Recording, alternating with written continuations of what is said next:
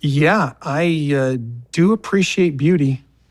And so, and Robin, as trite as everybody else might think that is, Robin doesn't talk about doing her makeup or about what's going on. They do. I'm sorry for Christine and David that they have to sit and make their lives about me and Robin. Let's move on. I'm okay. I'm going to move on. I think they've really moved on. I'm not convinced yet. I just watched it. I'm not convinced. What happens when the man who claimed to lead a plural family finally admits he wouldn't do it again? This isn't a love story. It's an autopsy. And as the scalpel cuts deeper, what spills out isn't regret. It's rot. You're watching drama Unfiltered, where the masks fall hard and the truth leaves bruises. Cody Brown used to speak in declarations: God, family, unity, destiny. Now, he speaks in circles. His wives are gone, his story's collapsing, and the only thing left to defend is ego. Let's go back, because this episode doesn't just unravel a family, it exposes the blueprint of emotional manipulation brick by brick. It begins with Robin. Of course it does. Cody says it was love at first sight. He stared at her across the church like a man possessed, called it a lightning bolt. But behind the romanticized flashback, something more dangerous slips out.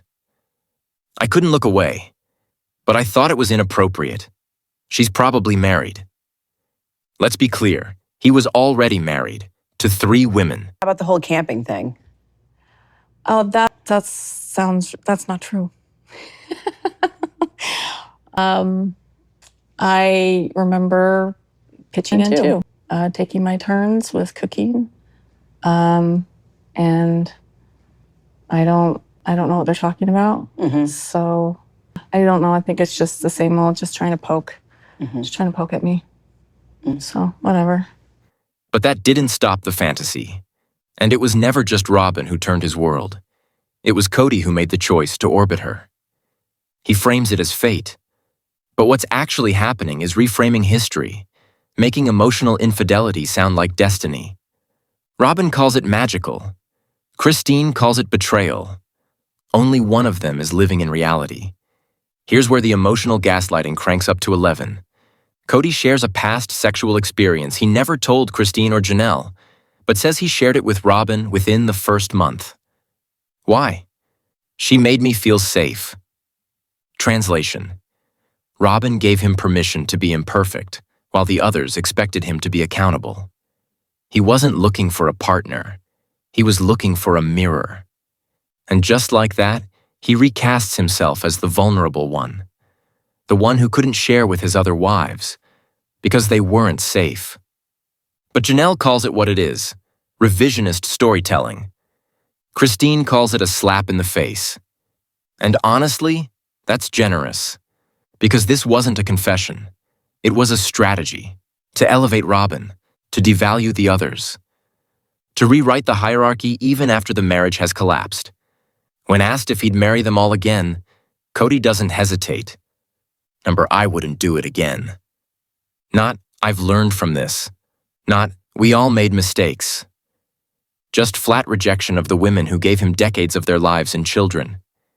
He talks about safety, loyalty, and being ganged up on, but never once asks what he did wrong. Because in his version of the story, Cody is the bruised king, and every woman who left is just a traitor.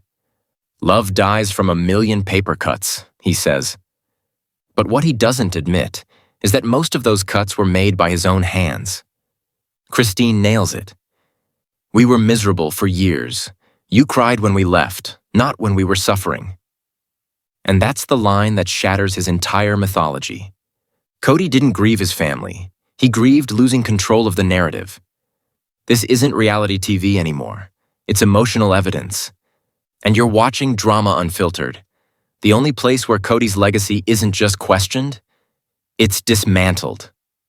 Let's talk about the most awkward pivot of the entire episode: Cody's college sexual experience and his sudden need to broadcast it. It wasn't just oversharing, it was strategic oversharing.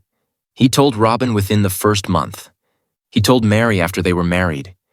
He never told Janelle or Christine. But now, in front of America, he tells everyone and cloaks it in the word safety. Christine doesn't buy it.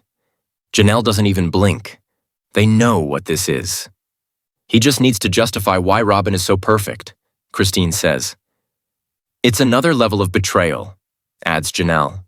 One more lie stacked on top of all the others. Let's be real. The story isn't about his past. It's about his present manipulation. By making Robin the safe space, he makes everyone else unsafe by default. And when safety becomes a PR campaign, truth dies quietly in the corner. Cody admits he's done. No, hell no, he says when asked if he'd take another wife. We already failed. He says it like he's cutting off a toxic legacy. But make no mistake, he's not mourning the loss of plural marriage. He's mourning the loss of control. Robin, still playing the loyal partner, says she'll never unchoose him. But her face says otherwise. This isn't what I wanted for my life, she admits. You feel it, the desperation. She didn't sign up to be his only wife. She signed up to be the favorite. Now, she's holding a broken man filled with rage, resentment, and revisionist history. And that's not a reward. That's a sentence. Even Cody says, if Robin and I ever broke up, we wouldn't trash each other publicly. Subtext?